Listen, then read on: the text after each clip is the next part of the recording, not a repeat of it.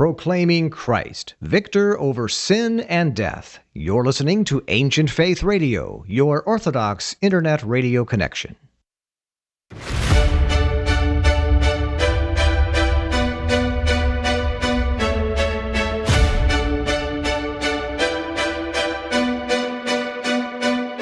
Welcome to Live with the Louhs with your hosts, Father Nicholas and Dr. Roxanne Lowe, where we will connect our Orthodox faith to day-to-day living and relationships to our family, our work, and our view of ourselves.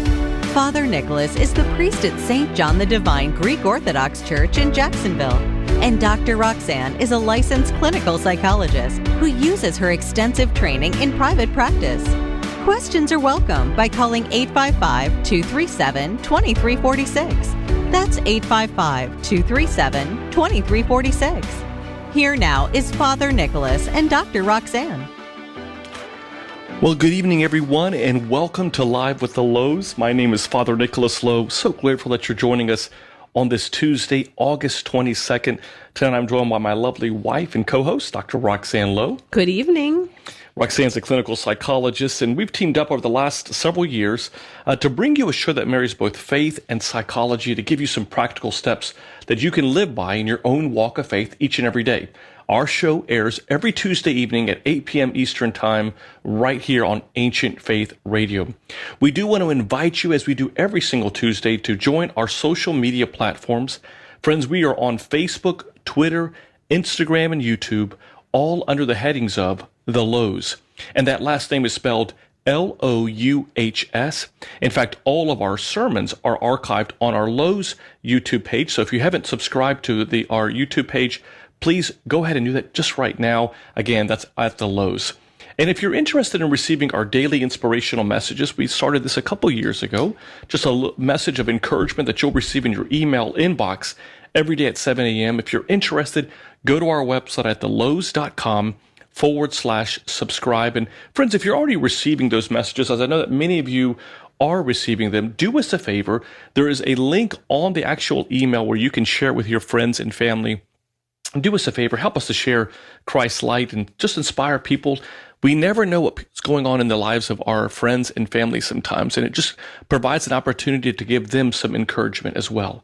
As always, we'd love to hear from you, especially in tonight's conversation, and we invite you to do so.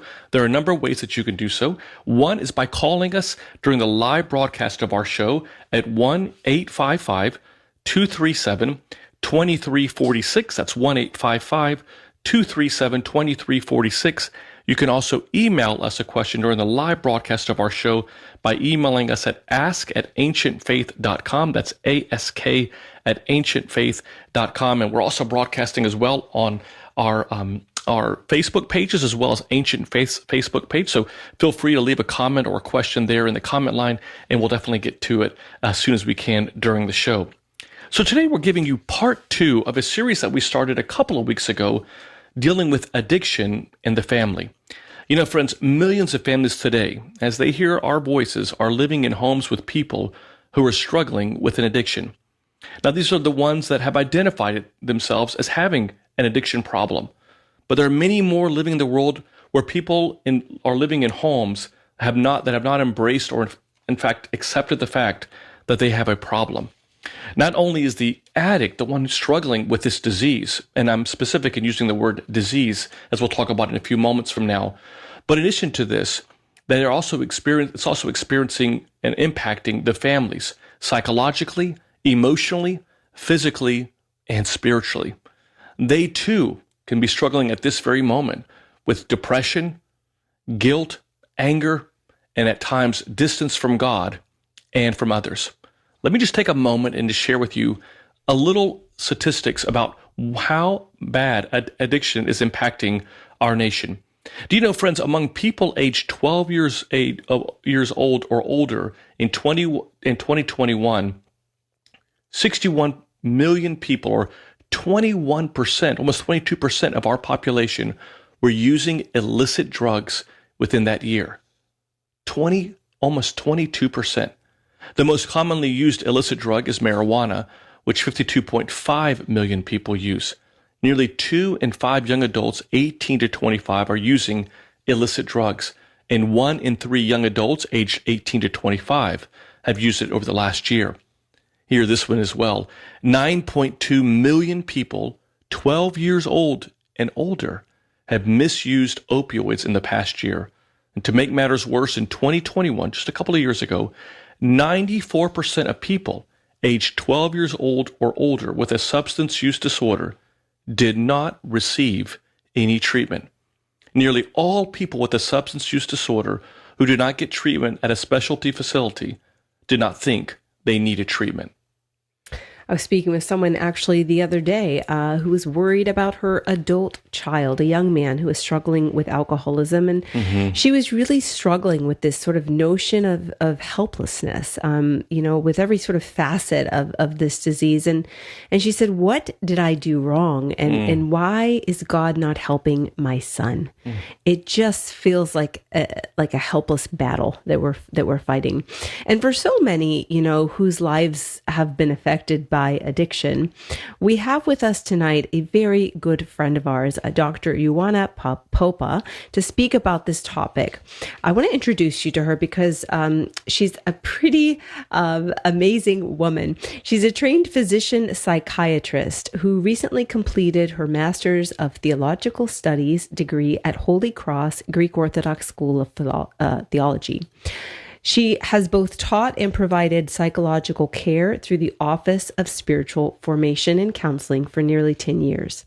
She's also a co-founder of the Witness to Christ, which is a spiritual journey program in the Antiochian Diocese of Worcester in New England. She's also a certified life coach, internal family systems practitioner, and an advanced grief recovery specialist. She's the medical chair of OCAMPA, the Orthodox Christian Association of Medicine, Psychology, and Religion. And together with her husband, Sebastian, who is an interfaith chaplain and life coach, they co-founded Team for the Soul, which is a coaching, consulting, and spiritual care program to help people in their journey of life. Dr. Ioana, what phenomenal accomplishments, all for the glory of God. Welcome to Live with the Louhs. Thank you so much for this warm introduction. Thank you. I feel very humbled by all your words and really appreciate your show. And I feel honored to be here tonight. Thank you, Dr. Ioana. It's a blessing to have you with us. And so let's get right to it. I know that there's many people that are tuning in with concerns. Maybe they themselves are struggling with an addiction or around people who are struggling with an addiction themselves.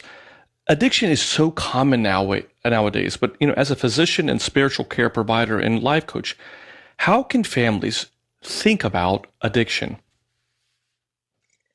This is such a great question. I think there's so many facets. As you mentioned, I'm trained as a physician psychiatrist, and currently I'm working more of a spiritual formation life coach and trainer and educator, but I'm going to put my psychiatrist hat right now because I used to work with patients with, for many years with substance use disorder. And also I worked in a veteran administration where they had a 6-month domiciliary program, which was, they would come for program there. I also work in a partial hospitalization program for substance abuse where people will come for several months, for several weeks for that. And I've also seen in my private practice also work with families dealing with this. And now in my coaching and spiritual care practice, I work with families that are especially Christian women and things like addiction and what to do with adult kids or younger children or other family members come up a lot. And I want to share that substance abuse has, like anything else, there's this mixture of nature and nurture, meaning there is a strong genetic component to it. And in the same time, there are environmental factors. And the reality is that our culture nowadays, especially in America, is a very fast-paced culture that puts a lot of focus on accomplishments right away, getting quick wins. And there's not a lot of focus on delayed gratification, so to speak. It's a very unpopular topic. It sure is. To think about that. There's everywhere. There's ads.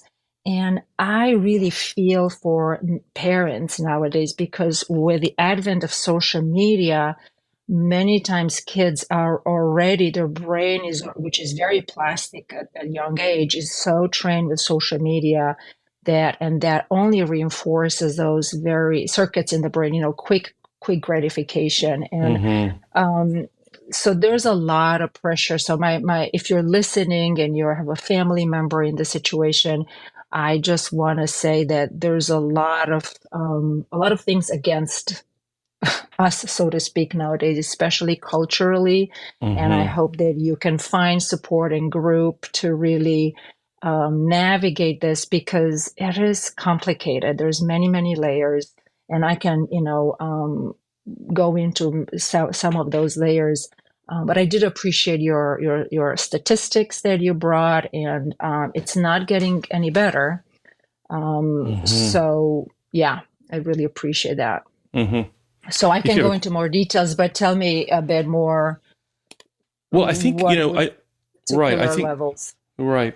I think that one of the things that, and just let me give a little reminder to our listeners tonight. If you have a question for Dr. Ioana, please feel free to call us at 1-855-237-2346. That's 1-855-237-2346, or email us a question at ask@ancientfaith.com, or feel free to leave a comment on our Facebook page. That's the Louhs Facebook page, or on Ancient Faith's Facebook page. We can definitely get to it during the live broadcast of our show.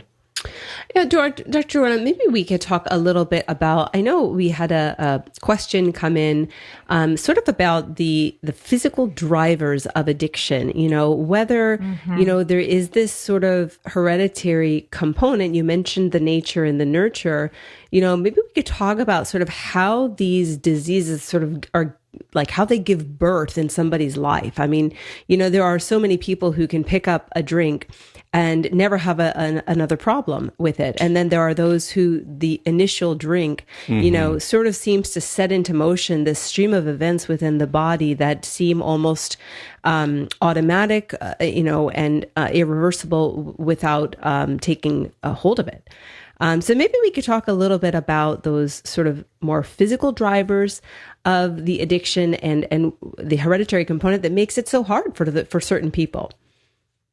Yeah, I think it totally has to do with there's genetics involved, and it's interesting because these genetics are not just for substance abuse. I mean, many times we think of addiction of substance abuse, but I want to include here also food, social media, right? There's anything that can produces a quick reward and a quick fleeting moment of feeling good, a rush, has the propensity to lead to addiction.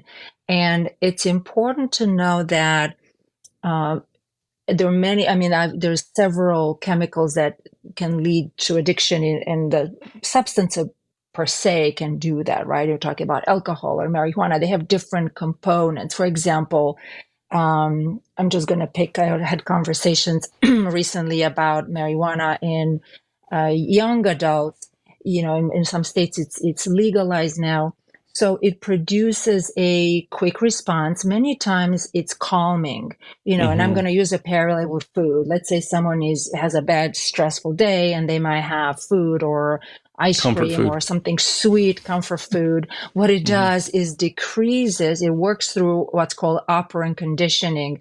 So it decreases the uncomfortable sensation on one hand, but in the same time is going to produce a positive response, which is pleasurable.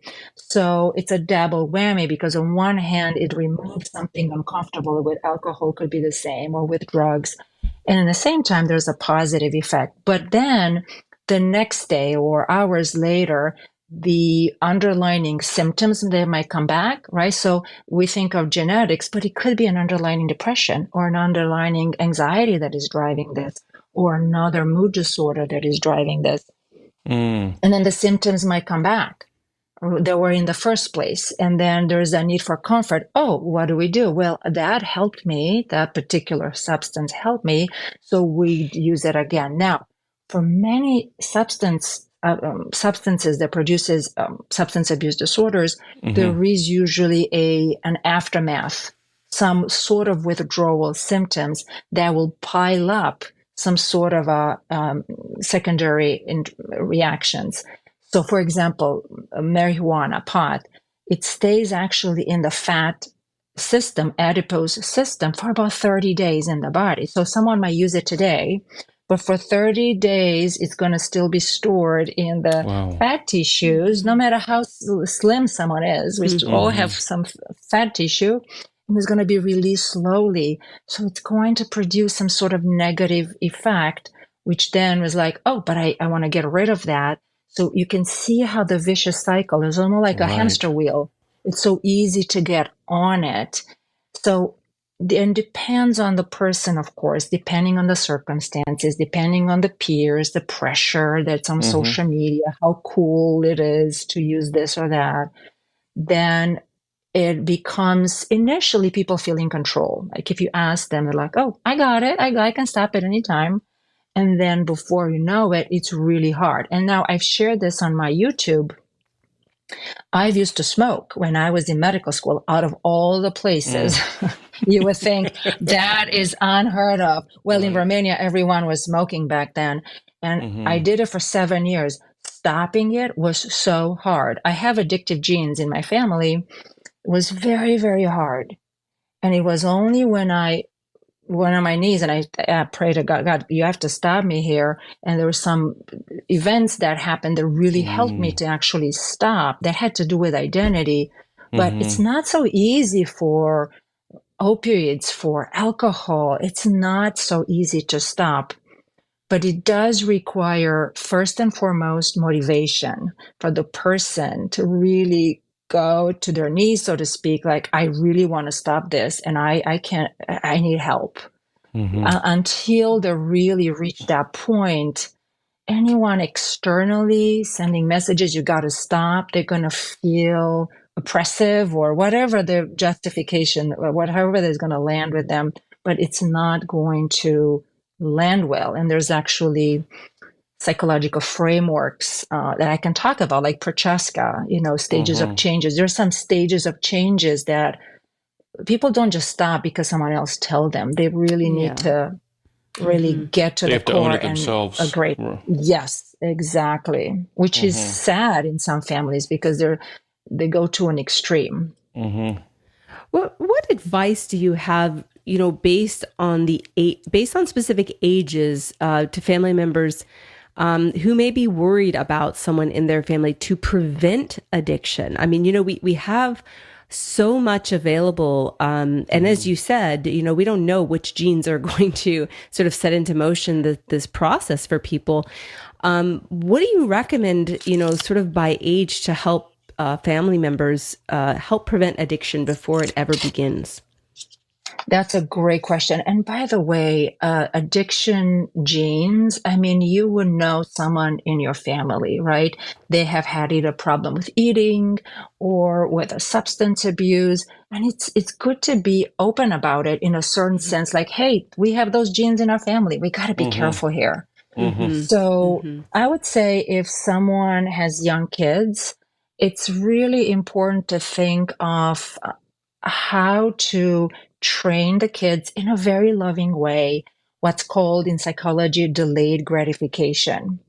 In other words, help them to not get everything they want in the same moment that they want. It's okay to wait a little bit. Of course, it's going to be age appropriate, right? It's one thing for a 1-year-old or 5-year-old or a 10-year-old, but this idea that it's okay to train and even explain to kids that it's a life skill to wait a bit more.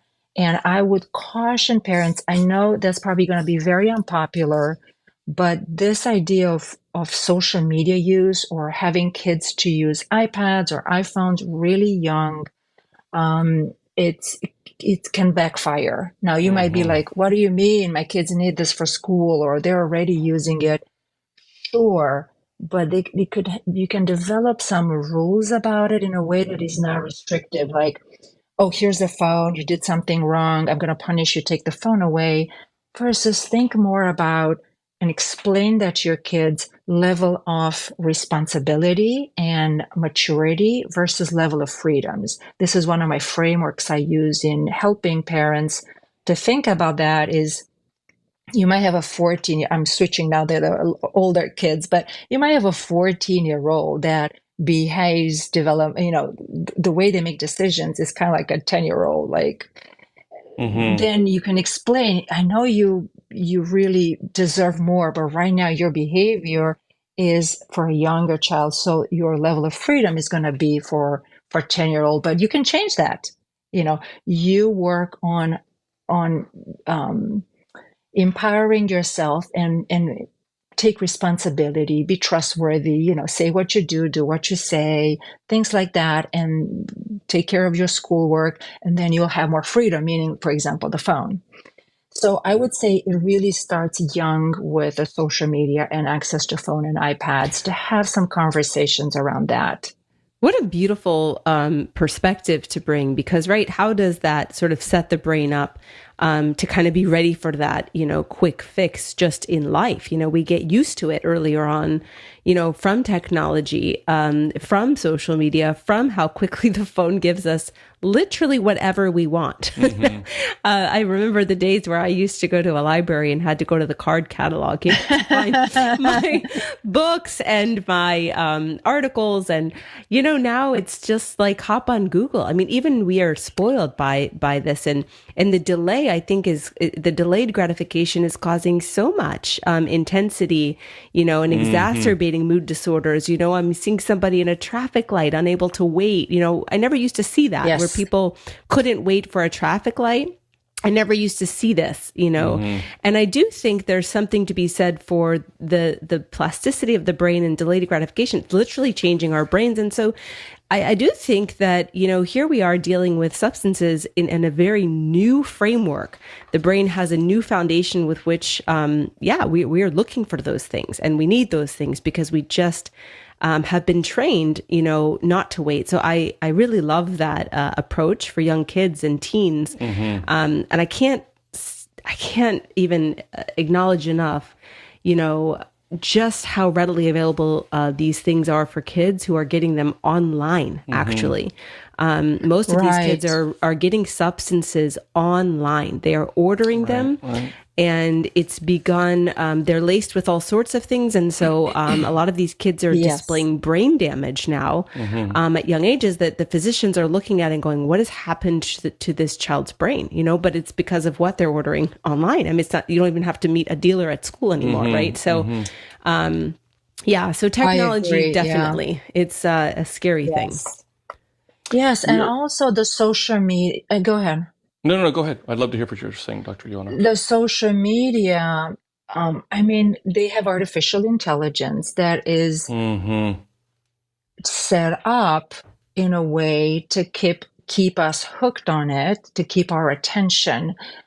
So it's really moving into becoming us more and more addictive to new information, to novelty. Now, what's happened I'm going to put my physician hat here, what happens on a body level when we have something new, you think of Christmas gifts, we get so excited, we get this gift and we think, oh my goodness, this is the best thing that has happened to me. And then 2-3 months later, it's obsolete. We're not, we just don't think about it anymore. Very true. Process is called habituation.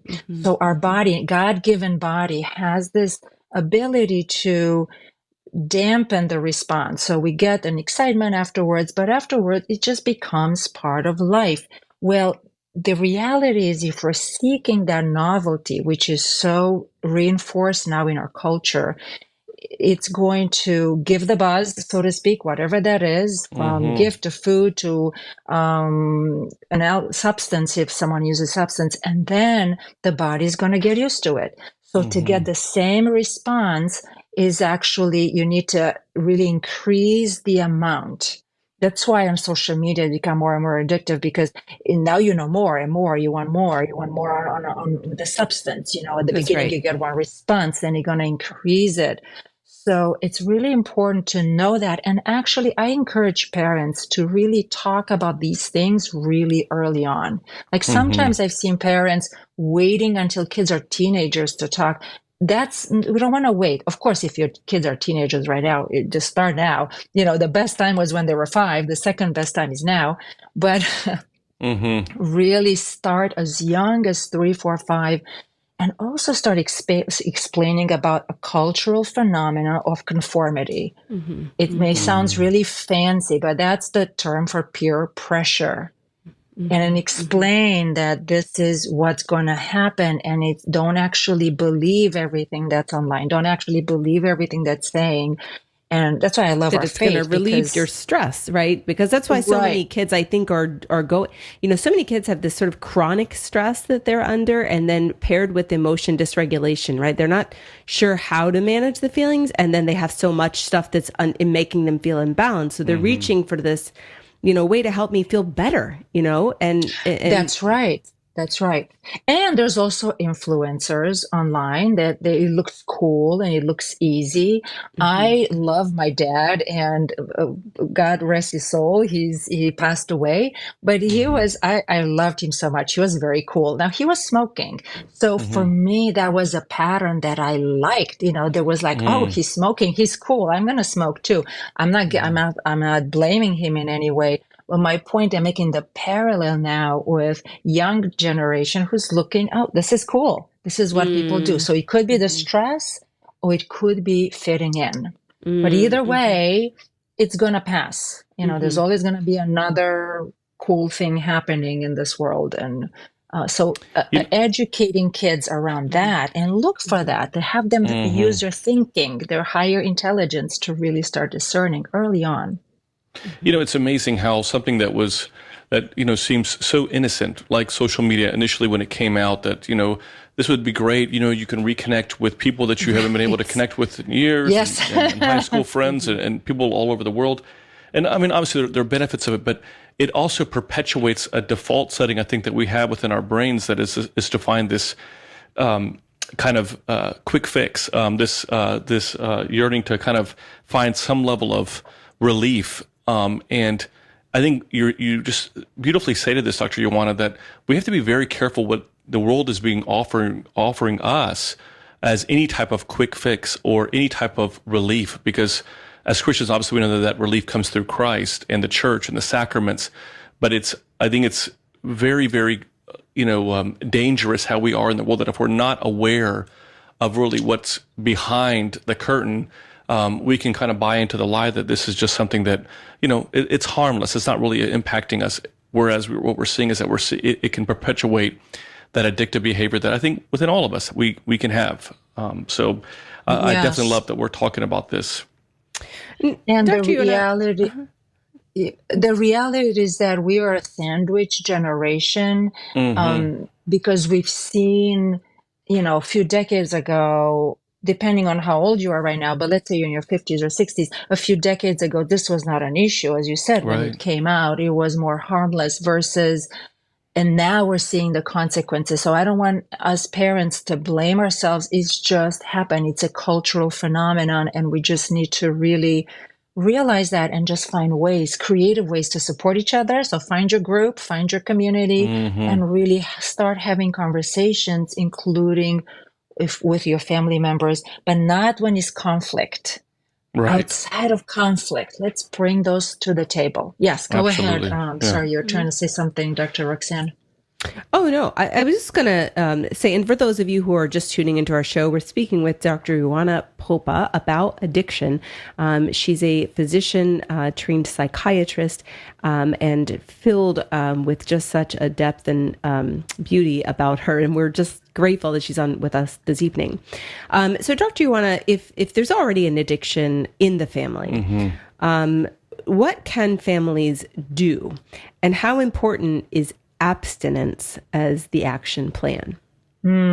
That's great. Well, I want to bring in spirituality here and faith, because ultimately, this is my belief, is that we, underneath the addictions, and, we're talking here people with big addictions, but ultimately, as human beings, we all are prone to big or small addictions. But it's my belief that underneath it, actually, there is a longing for the infinite. There is a longing for God that is in us. And unless we realize that this is just kind of the smoke, the three-dimensional world that we think is going to fulfill this longing inside.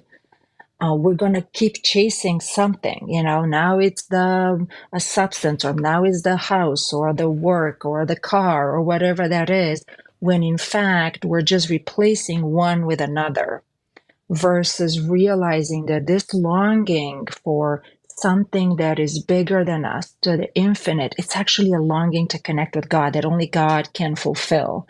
And it's a beautiful thing when someone can really touch to that. I love the idea of primary theology versus secondary theology. No, we know about others, from others about God, from others, secondary theology. But ultimately, everything is pointing so we can experience it in our soul, God.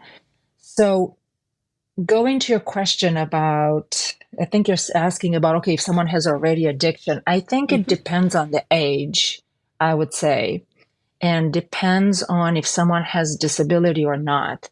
So I make a clear distinction between if someone is a minor, or obviously if it's an elder that might be impaired, or if someone has a mental psychiatric disorder that can be impaired. Let's say someone has acute bipolar disorder or psychosis or intense major depressive disorder, and their functioning is really impaired, or the substance use disorder is so impaired. This is, for families, this is kind of the litmus test. So if they're young, I'll talk about it in a second, but let's assume that we're talking about adults that are they have their own decision making. I want to name that they are responsible. They're the captains of their ship. We want it or not. We cannot convince someone to do anything one way or the other, no matter how much we want to. I've been in this field of helping people change behavior for more than almost 3 decades, and it's impossible. The person needs to want to change. So they're in charge of their own, if they want to be happy or not, what kind of feelings, how they respond, if they want to stop or not. So I want to separate, because that's a healthy boundary to think about that way. They're the captains of their ship. We can influence them, we can support them, but ultimately they need to make that decision. So that can help us to separate also emotionally, intellectually. If you don't mind, I just want to hold on that one thought. If when we're talking about helping that person or supporting them, and specifically with an adult, what would that look like? Can you take us down into if there's a family listening tonight who has a family member who is struggling with this, and they are looking for, how do we approach this? How do we help but not hurt the situation? How do we? What would you just tell them are some very high level ways that we can support and help the person who's struggling with the addiction? Yes, I would say start with conversations. So the best way to, and it's in our Bible as well, if someone has an issue, talk with them 1 time, 2 times, 3 times. I would say, I'm trying to think here, what would be the best? So if someone doesn't want to change, let's just start with that. The best way to think about it is to discuss about the consequences. In other words, don't tell them, oh, you need to quit. Here's a medication that can help. Here's a treatment. Talk with this therapist, even when they don't even want to stop. So it's talking about the consequences, kind of like, okay, how is this going in your life? What are some problems? Here's what I see, right? So having one-to-one conversations about that. So in the stages of change, in the psychology of change, that's the first intervention, education. Let's talk about it, because they're pre-contemplating, right? If they're already starting to say, you know what, there might be a problem and I want help, this is where one can align with them. Now, if there are actually consequences in the family and they're impacting their finances, they maybe are not respecting the house rules, and they're adults, they need to have some conversation about, well, this is really not working for us. So a sense of a bit of assertiveness, right? And a physical, on a conversations about it, those are the rules of the house. And this is not happening. What can we do? This is not working. And does that make any sense? I mean, 100%. I think that what I hear you drawing is a boundary, right? I mean, at the end of the day, I think, what I often see, because addressing motivation for change, it takes, for addiction, it just takes so much more than good intention to stop. So the motivation to stop has to first and foremost be there, because it's such a hard thing to stop anyway. Right. So if we don't have the motivation, you're 1,000% right. That we're never going to get there by saying, come on. Let me help. And people don't change until the pain they're in is worse than their fear of change, than the discomfort of change, than the overwhelming and the enormity of change. And so exactly, I think people sort of have to reach that point where they realize how much pain their addiction is causing. And I know sometimes, partners of an addict are so afraid to say, how this is hurting me, how much this is destroying our family. They're afraid to draw lines of moving on, moving out, setting these really firm boundaries. But I don't think that, people kind of reach that point in their life to change something until something brings them, to their knees. And that's when we realize we need God. That's when we realize our addiction has actually caused, pain that we can't fix if we don't get better. And so, I think what I hear you saying is that this boundary, we shouldn't be afraid to talk about the consequences. Here's what I'm observing in our home, in your job, in our marriage, or with our children. Here's where I'm seeing this destruction. And at some point having that moment that says, I won't be able to stay if this doesn't change. And I too often see people hanging around for so long that there's so much destruction. And 10, 20 years later, there's no change, but the destruction is worse. Yes. And there is a saying, that I heard, what we permit, we promote.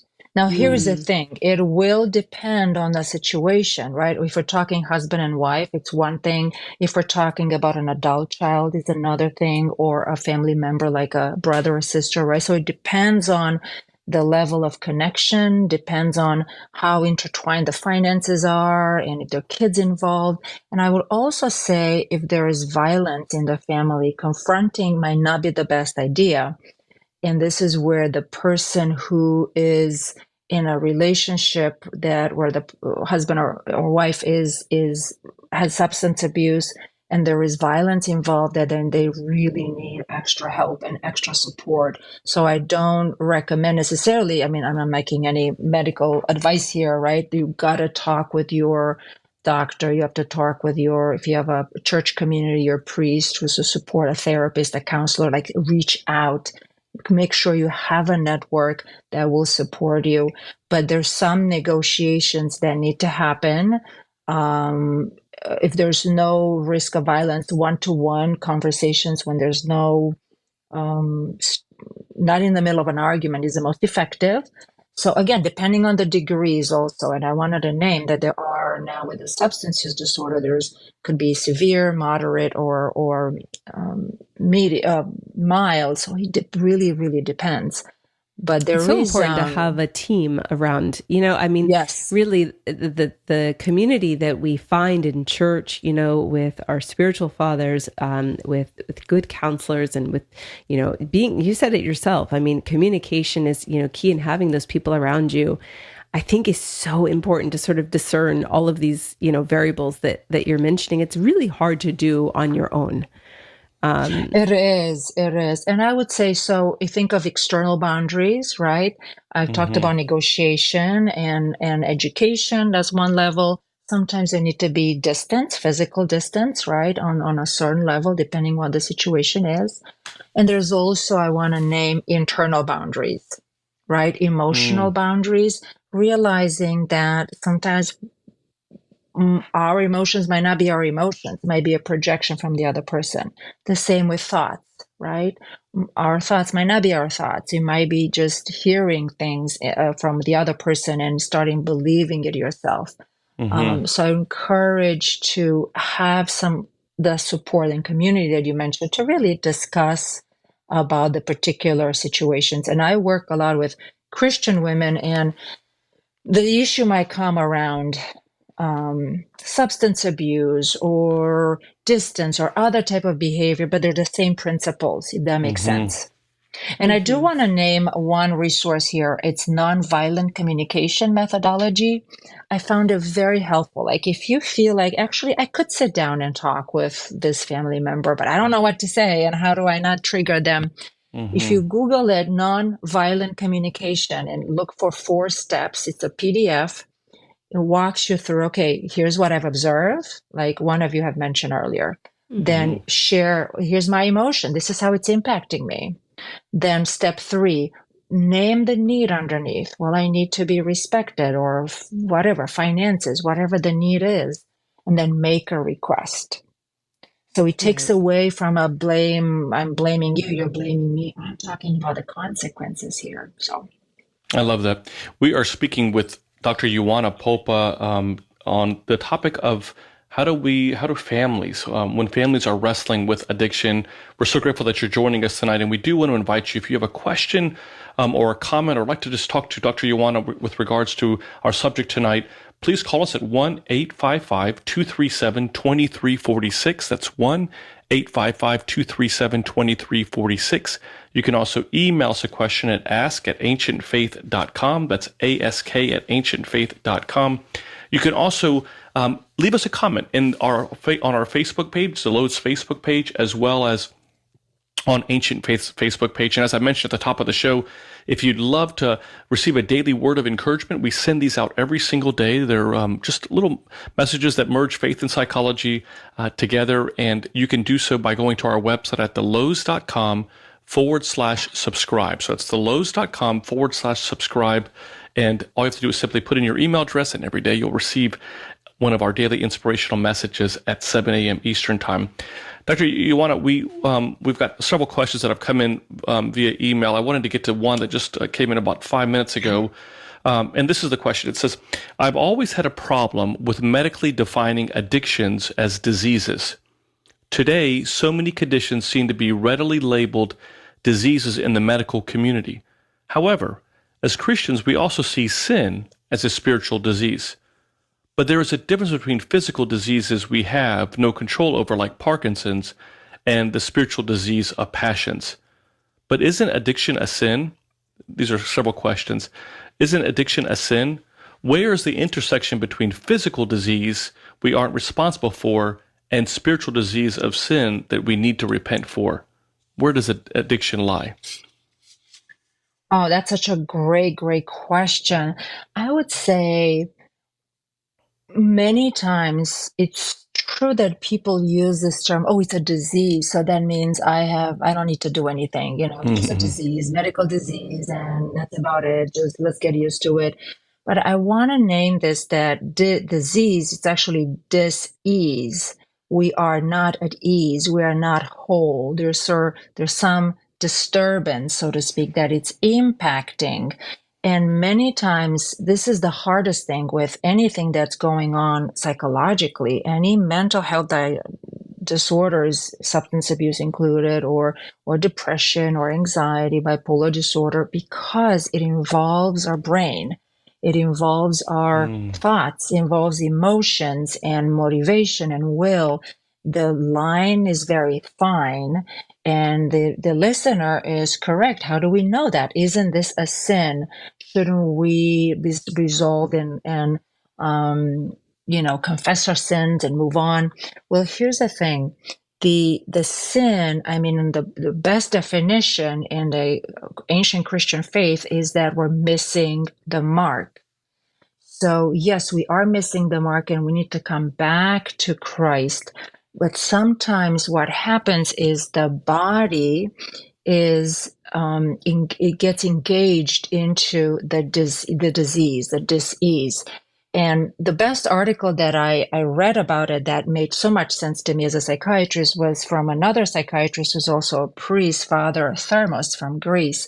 And he talked about it, and he just brought this in clear, simple ways. We have to remember Christ was not just God, he also had a body. So we have, yes, our spiritual life, but it's intertwined with our physical body, which is so true. We are psychosomatic beings. Our church predecessors, fathers and mothers, were talking about that. This is not new, but now we know also from medicine. So they're influencing it. And I'm going to give an example now from diabetes or just having high insulin, right? So if someone is eating, imagine someone eating 20 donuts a day. I'm exaggerating here, right?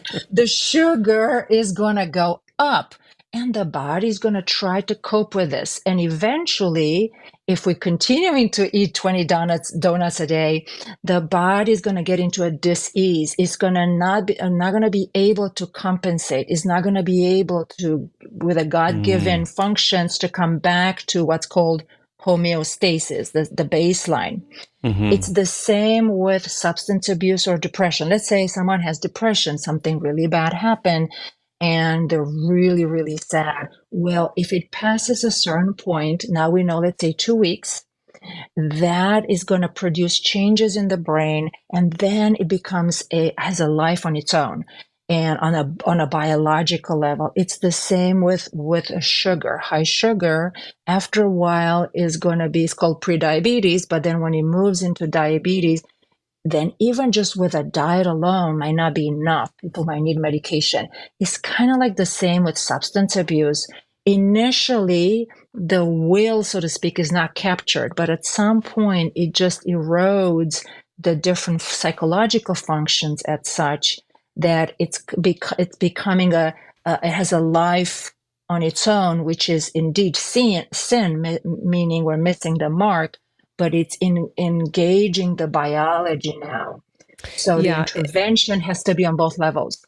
I mean, I just love that explanation, because it is so true that the body can work against repentance in a pretty profound way when we're trying to change directions around something that's separating us from God. I mean, and you're right. I mean, we see this, in eating disorders. We just see this in so many ways where the body and mind and spirit are all, unfortunately or fortunately, packaged as one, but none of that means that we don't have responsibility in it. And I think that, sometimes that question where people struggle, and I've heard that before, we're calling it a disease. Does that mean somebody is not responsible? I mean, I think it does not mean somebody is not responsible for helping to change the physical, side, but it's a battle that I think we fight both spiritually and physically. Right. I mean, it involves both layers. And I want to name that actually medications can be very, very helpful. And I want to reframe that, because sometimes I work with Christians that are like, no, I don't want medication, prayer alone. Well, prayer can help, but prayer is not enough, because we're only addressing the spiritual aspect. We want to, based on the situation, and the doctor can tell you if the biology is involved, the body doesn't want to really fight against us. It's just been conditioned in such a way that right now is outside of homeostasis. But if we can help it, it can come back. And there are actually medication that can help with substance abuse, which they're very, very helpful, including for alcohol. There are medications for opioids. They're quite helpful. I mean, and let's keep in mind, 50% of people battling addiction, we know, have co-occurring mental illness. So, this is something also physically we have to address in the brain. What is happening, as you mentioned earlier, Dr. Popa, what is happening underneath the addiction? It's not just a willful choice, but doesn't mean we don't have responsibility to attack it. Dr. Ioana, we have just a few moments left in our show. We've got about 10 minutes, and I wanted to get to this question that I think so many people, listeners, I'm sure, are dealing with, and that is, can dealing with a family member with addiction lead to burnout, and what can they do about their own self-care?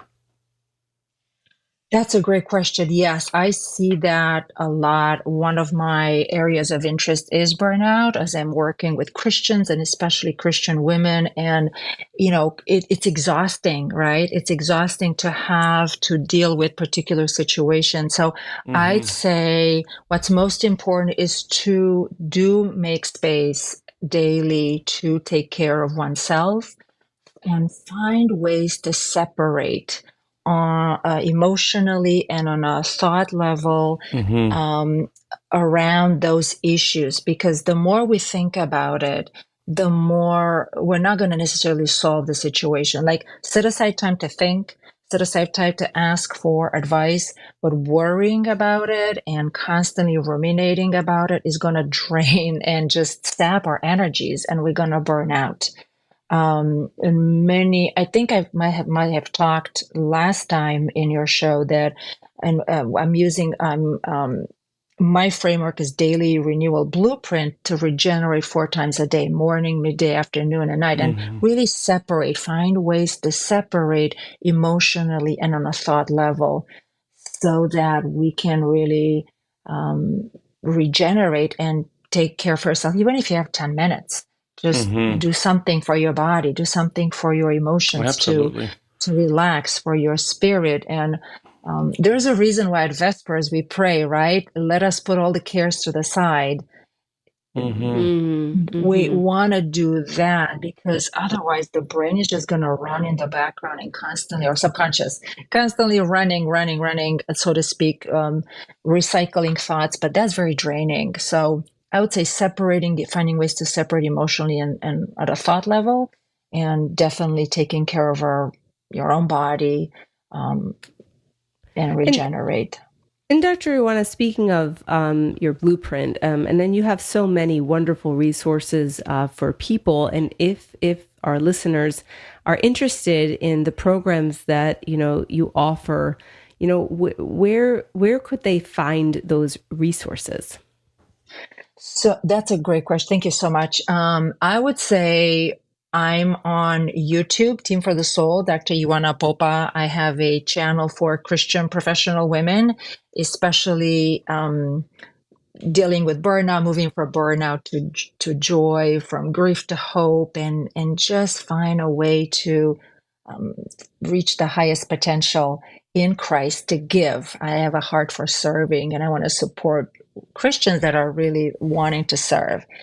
And on our website, Team for the Soul, you will see that we have several programs. I have a curriculum for Christians, men and women. It's called Growing in Christ, where there's a course every month that really walks through the renewal blueprint, but then there's things about how to befriend our thoughts, emotions, how to think about our environment and sanctify it, how to, the Jesus prayer, how do we think about that, and how do we use our brain capacities or train our focus, things like that. And I do have also a community for Christian women. And also I do one-to-one as well, where I put all my expertise for decades to how to do meaningful transformation. I love that. I think what you offer, Dr. Ioana, not only in your ability to articulate so beautifully things that sometimes are so difficult to express, but also how much you desire to help and make a difference in our world, especially just amongst people that are struggling. And I think one of the things I love about that you're so much a part of is the OCAMPA conference, and you serve as the medical chairperson of OCAMPA, which if you're not part of the Orthodox Church, just so you know that the OCAMPA is called the Orthodox Christian Association of Medicine, Psychology, and Religion. And maybe just tell our listeners, Dr. Ioana, about what it means to be the medical board chairperson of OCAMPA, and especially about the upcoming conference in Chicago, where the theme is Sacred Hospitality and the Healing Encounter. Thank you so much for this question, because I just love OCAMPA. So this organization is very unique. It's a national organization that bridges science through medicine, psychology, and also religion and theology and chaplaincy. So there's this intersection of many helping professionals that are all dedicated to God. And I love the board. We just announced that recently I've served for 2 years. I will not be able to continue, but I'm hoping if you're listening and you're in a medical profession, you can apply. Please do apply. It's a wonderful board. And we do have a conference in October, and I've been involved with OCAMPA since 2014, and I just love the authenticity and the kind of, very authentic conversations that we can have around these intersections of sometimes difficult topics.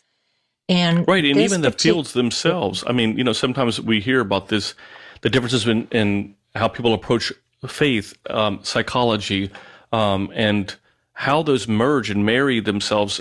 Sometimes it can be a little bit, for people that may struggle with one or the other, may not see how they can be joined together and be beneficial for us. Yes. Well, what I want to say is that science is looking how things are working versus theology, and faith is looking like why things are working in a certain way. So they're not really responding to the same question, and they're really supportive of each other. Like science will bring us to a certain point, but it will never point to what's the ultimate reality, which is our faith. So OCAMPA this time is, we're very grateful. We have Hellenic Foundation who awarded us last year a grant for this year. So we're very pleased with that. And we're going to be at this beautiful retreat center. And we usually have a keynote from a church leader. This year is His Eminence Metropolitan Nicolae of Romania. And then we have 3 notes speakers, one in psychology, one in religion, and one in medicine. And afterwards, there's lots of workshops, papers, presentation. There's just a lot of amazing connections as well. I know, Dr. Roxanne, you were there, our psychology speaker last year, and we're just so blessed. Was surrounded by so much wisdom. I was overwhelmed in being at that conference. I mean, really just the intersection of body, mind, and spirit. It's our constant, it's how we live, right? And so, how do we not come together and discuss what that looks like, how that works, all for to set us up to be on our walk with Christ. I mean, so I cannot say enough about this conference. And will there be, do you know if there'll be any opportunity for people to join virtually who are unable to go to the conference? Not necessarily during the conference, but afterwards. We are planning to record, so there will be recordings for that. And I would say that what I love about this conference is which is so matching what my dogmatics professor said in the first class in our theology class. He said, Orthodox theology, meaning the ancient Christian faith, going all the way back to Christ, is all about preserving the truth that's been transmitted for us for generation, that is relevant in the present. We engage with the present, with our culture now, without, and this is where he paused, and then he said, and all of us were like jaw-dropping, without compromising the freedom of thought. And to me, this is what OCAMPA is. We are preserving our freedom of thought. We'll have really authentic conversations. And it is a beautiful place in Chicago. So if you are in any of these professions and you'd like to become a member, come to the conference, even just for a day, please do so. We also started in the last year, we have a community of practices. So we meet virtually online. And it's been very popular because before we just had the conferences once a year, but now there's continuity in between. So as a community, we've grown a lot. I know I've been blessed to be in the membership committee with Joel Klapak and, Dr. Randa Anderson. She's awesome. So everyone is just amazing. I think, and forgive me, I'm sorry, I didn't mean to interrupt you, Dr. Ioana.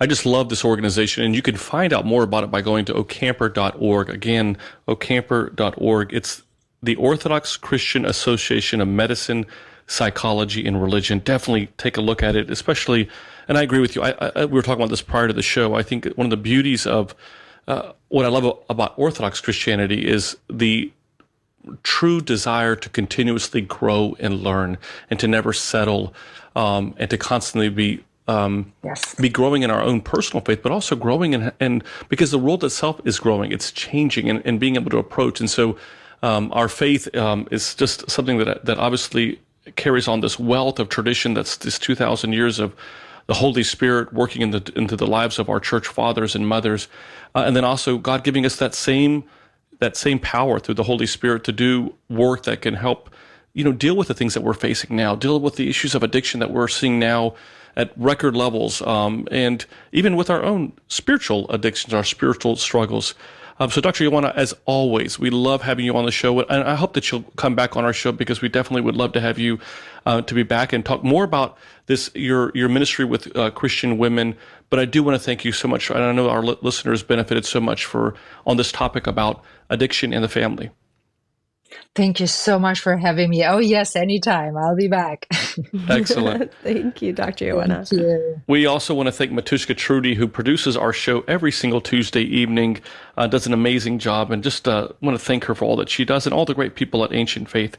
So friends, listen, if you've enjoyed this show, we want you to do us a favor. If you're listening to this as a podcast, I want you to share it with your friends and family. There's oftentimes you're probably watching this on either a social media platform or maybe on YouTube. Just take a moment and share with your friends and family.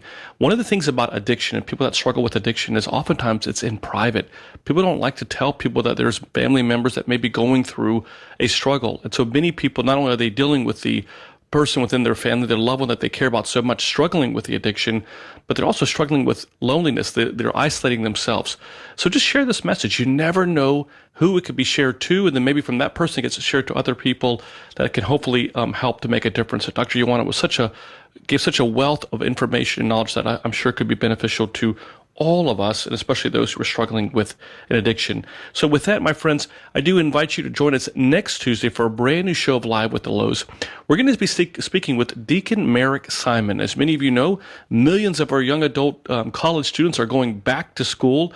And how do they respond into the academic environment? How do they deal with this new change and this new chapter in their life? And what are some resources that we can provide them? Deacon Merrick is the director of the Orthodox Campus Fellowship. It is an organization for college students. He's going to be talking to us all about it. You do not want to miss this, especially if you have a young adult college student. He'll be with us next Tuesday at 8 p.m. right here on Ancient Faith. My friends, God bless you all, and stay strong in your walk of faith. Father Nick and Dr. Roxanne are the authors of the book Renewing You, a priest, a psychologist, and a plan, which can be purchased at store.ancientfaith.com.